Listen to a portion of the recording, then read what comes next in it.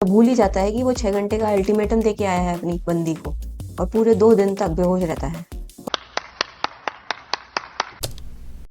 ऐसी सिचुएशन दिखा दिखाकर लड़कों को इतना वीक बना दिया है फिल्म इंडस्ट्री ने कि जैसे ही उन पर कोई भी प्रॉब्लम आती है वो फटाफट से नशा करने लगते हैं। मेरा तो इतना लाइफ खराब हो गया है, इतना लाइफ खराब हो गया है मेरा। और बेचारे वाले मोड में चले जाते हैं और इस बेचारा वाली फीलिंग को इतना बढ़ा दिया है फिल्म इंडस्ट्री ने कि उन्हें लगता है कि उनसे ज्यादा दुख तो किसी के पास है ही नहीं, उस सड़क के भिखारी के पास भी नहीं जिसको कल खाना नहीं मिलेगा। पर इसी बेचारे वाली फीलिंग की वजह से कुछ लोग ऑफिस के बाद रोज नशा करते हैं और इसी की वजह से ड्रिंक्स और सिगरेट्स बिकती हैं और इन कंपनियों का फायदा होता है। यानी यह दिखाया गया है कि अगर किसी का ब्रेकअप होता है तो वह हर किसी के साथ सेक्स करने लग जाता है। कंप्लीट साइको पर्सनालिटी दिखाई गई है। पर दुख की बात यह है कि लोग इसे बिना सोचे समझे कॉपी करते हैं।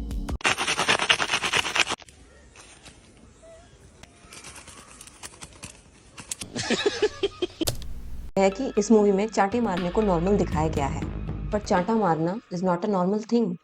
कितने ही लोगों के कान के पर्दे फट जाते हैं ऐसे चांटा मारने से, स्पेशली फीमेल्स के, क्योंकि मेल्स का हाथ थोड़ा हैवी होता है। इस केस में भी ये फिल्म रॉन्ग मैसेज देती है यंग ऑडियंस को। अगर फिल्म में कुछ पॉजिटिव है तो वो है फ्रेंडशिप। कबीर का फ्रेंड इज सो गुड कि उसने हर पॉइंट पर कबीर की हेल्प करी। शाबाश बेटा। एक्चुअल में हीरो तो मूवी का कबीर का फ्रेंड ही था। अगर उसके पेरेंट्स फीस ना देते कॉलेज की तो क्या वह कबीर से कभी मिल पाती? उसे ह्यूमन सिस्टम पढ़ने के लिए भेजा था पर उसने रिप्रोडक्शन सिस्टम पर पूरा फोकस किया। हेलो व्यूअर्स, इस वीडियो में हम बात करेंगे कबीर सिंह मूवी की। कबीर सिंह मूवी एक लड़के की कहानी है जो कि बहुत गुस्से वाला है। उसको अपने कॉलेज की एक लड़की से प्यार हो जाता है, फिर वो अफेयर शुरू कर देते हैं। बट जब कॉलेज खत्म होता है और वो शादी करना चाहते हैं तब उनके पेरेंट्स का ईगो बीच में आ जाता है और उनकी शादी नहीं हो पाती। इस वजह से वो लड़का नशे का एडिक्ट हो जाता है। फिर किस तरीके से उसकी ज़िंदगी चलती है और लास्ट में कैसे उसे लड़की वापस मिलती है, इसी पर पूरी कहानी बेस्ड है। अगर मूवी का नेगेटिव एनालिसिस करें तो मूवी में बहुत कुछ है नेगेटिव बताने के लिए, जिनमें से कुछ पॉइंट्स यहाँ डिस्कस करेंगे। कॉलेज दिखाया गया है जिसमें फिल्म का हीरो पढ़ता है। इस कॉलेज में रैगिंग का माहौल रहता है जहाँ पर फ्रेशर्स लाइन बनाकर चलते हैं, जैसे नर्सरी क्लास में चलते हैं वैसे ही। नेक्स्ट पॉइंट है कि यहाँ पर कबीर को एक बंदी पसंद आ जाती है जिसे वह अनाउंस कर देता है कि वह उसकी बंदी है। नेक्स्ट सीन में कबीर उस लड़की से पूछता है कि पापा चले गए क्या, और जैसे ही बंदी हाँ कहती है कबीर उसे किस कर लेता है। यानी डे 1 उनका किस से स्टार्ट होता है। What? और डे 2 पे वो दोनों डेट करना स्टार्ट कर देते हैं। लड़की कुछ अपोज भी नहीं करती क्योंकि डायरेक्टर ने लड़की को कोई डायलॉग्स ही नहीं दिए हैं। How? लड़की को इतना डम दिखाया गया है कि उसका कोई पॉइंट ऑफ व्यू ही नहीं है। हद तो तब हो जाती है जब लड़की बॉयज हॉस्टल में रहने के लिए तैयार हो जाती है। ऐसा लगता है कि वो बायोलॉजी को प्रैक्टिकली समझने आई थी। ये सब क्या देखना पड़ रहा है? बहुत ही ओपन माइंड की लड़की दिखाई गई है। पेरेंट्स को लाखों रुपया खर्च करना पड़ता है अपने बच्चे को MBBS कराने के लिए, पर इस मूवी में ये लड़की इतनी इनसेंसिटिव होती है अपने पेरेंट्स के लिए कि वो एक भी बार अपने पेरेंट्स के बारे में नहीं सोचती है। अगर उसके पेरेंट्स फीस ना देते कॉलेज की तो क्या वह कबीर से कभी मिल पाती? उसे ह्यूमन सिस्टम पढ़ने के लिए भेजा था पर उसने रिप्रोडक्शन सिस्टम पर पूरा फोकस किया। और मूवी में दिखाया गया है कि हॉस्टल वार्डन की भी बोलने की हिम्मत नहीं है कबीर के सामने। अगर रियल लाइफ होती तो सबसे पहले हॉस्टल वार्डन पेरेंट्स को फ़ोन मिलाता। इसीलिए मूवीज़ को सिर्फ एंटरटेनमेंट के पॉइंट ऑफ व्यू से ही देखना चाहिए। ऑडियंस को अट्रैक्ट करने के लिए ये लोग कुछ भी डाल देते हैं मूवी में। नेक्स्ट पॉइंट देखें तो इतने डेस्परेट कबीर और उसकी बंदी थे, उस हिसाब से तो इन्हें पहले शादी करनी चाहिए थी। अगर रियल लाइफ में देखा जाए तो MBBS निकालना बच्चों का खेल नहीं होता, पर इस मूवी में पढ़ाई के साथ साथ सेक्स भी चल रहा था और फिर भी दोनों ने MBBS निकाल लिया। मजाक ही चल रहा है पूरी मूवी में। कैसा लगा मेरा मजाक? एक सीन है मूवी में जिसमें कबीर प्रीति को स्पीच के टाइम पर प्रोटेक्ट करता है आर्गुमेंट से। इतना ओवर प्रोटेक्ट करने से किसी को उसकी ओवरऑल ग्रोथ रुक जाती है। At least let her answer the questions. बंदी को एकदम डिपेंडेंट पर्सनैलिटी ही बना दिया गया है इस मूवी में। नेक्स्ट पॉइंट देखें तो जब इन दोनों की शादी की बात हुई तो लड़की के पेरेंट्स का अपना ईगो था और लड़के के पेरेंट्स का अपना। हम मालूम है तेरे बाप को मत सिखा, चल। लड़के के पेरेंट्स भी लड़की के घर नहीं आए और सिचुएशन और भी वर्स्ट हो गई। नेक्स्ट पॉइंट देखें तो जब शादी की बात के टाइम सिचुएशन बिगड़ी तो लड़के को इतना गुस्सा आया कि उसने लड़की को ही कर्ज कर डाला। क्या इतना वीक बॉन्ड था इन लोगों का? मतलब लड़का गुस्से में अपना मानसिक संतुलन ही खो देता है।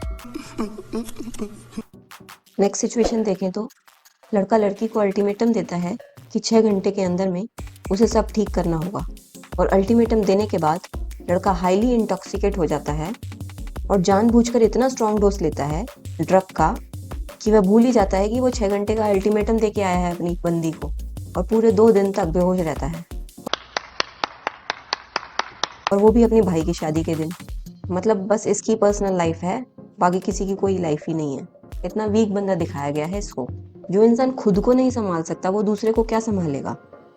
ये मूवी बहुत गलत मैसेज देती है यंग लोगों को।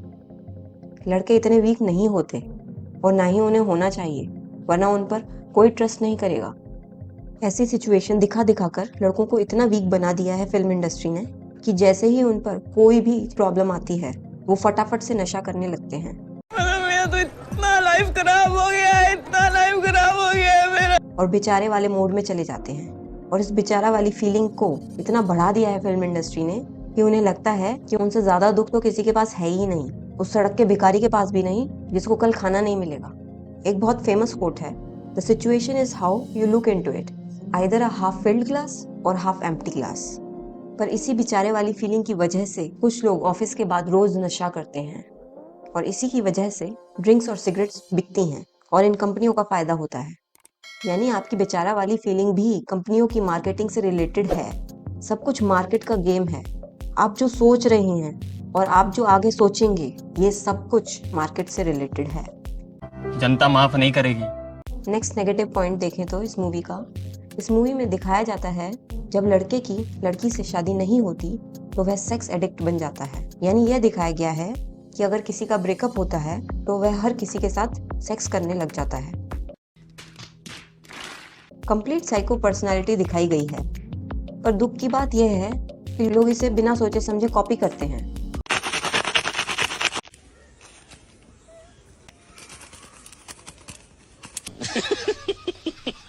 मल्टीपल लोगों के साथ रिलेशनशिप में आना सही नहीं है। अगर आप जानना चाहते हैं कि ऐसा क्यों, तो आप अटैच वीडियोस भी देख सकते हैं। नेक्स्ट पॉइंट देखें तो लड़की को एकदम सेंसलेस दिखाया गया है।